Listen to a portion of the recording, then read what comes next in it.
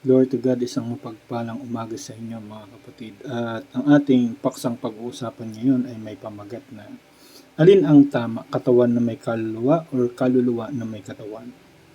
Kung ating titignan sa Genesis 2:7, basahin natin.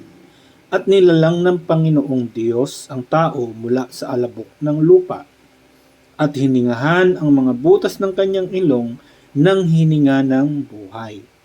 At ang tao ay naging buhay na kaluluwa. So dito makikita natin na buhay na kaluluwa. Ibig sabihin, kaluluwa na may katawan, na may katawang tao. So, it's not important kung ano yung buhay na kaluluwa o kaluluwa na may katawan o katawan na may kaluluwa. Hindi importante yon. Ang importante natin dito is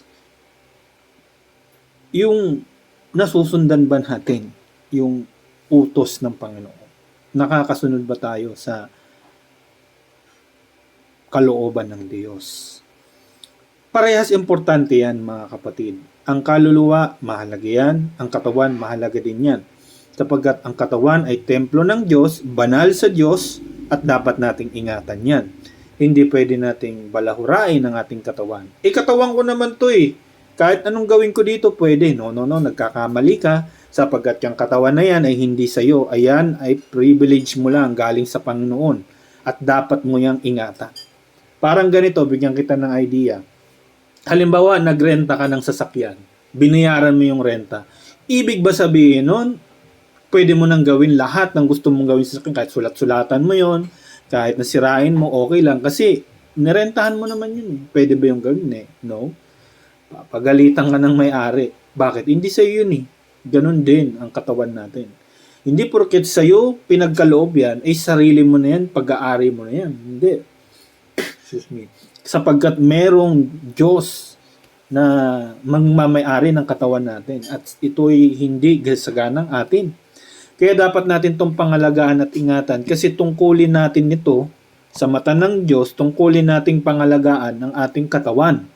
Hindi natin pwedeng abusuhin na kung ano na lang ilaklakin natin dyan, kainin natin, kahit wala na tayong disiplina, kahit maging jumbo na tayo, sobrang taba, sobrang payat, pinabayaan natin. Hindi natin pwedeng lasingin yung katawan natin, inumin ng kung ano, isaksak ng mga droga, sapagkat yan hindi pag-aari natin yan. Iyan ay mula sa Diyos at dapat ingatan sapagkat banal sa Diyos ang ating katawan. Templo ng Diyos yan.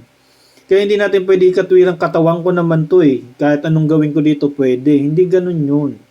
Mga kapatid, kung ating babasahin ang salita ng Diyos, maliwanag na sinasabi ng Panginoon na ang katawan natin ay templo ng Diyos, banal sa Diyos. Dapat ingatan, hindi dapat sulatan. Okay? Our teaching for today, number 1, is man is both physical and spiritual.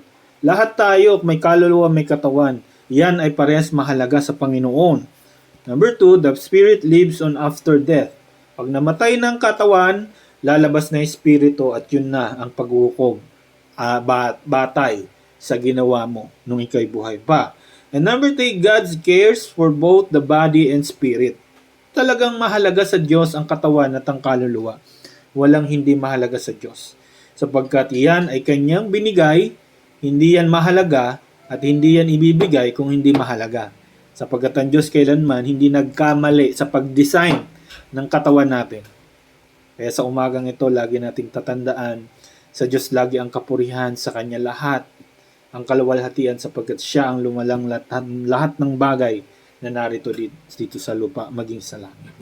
Purihin ang pangalan ng Panginoon. To God be the glory.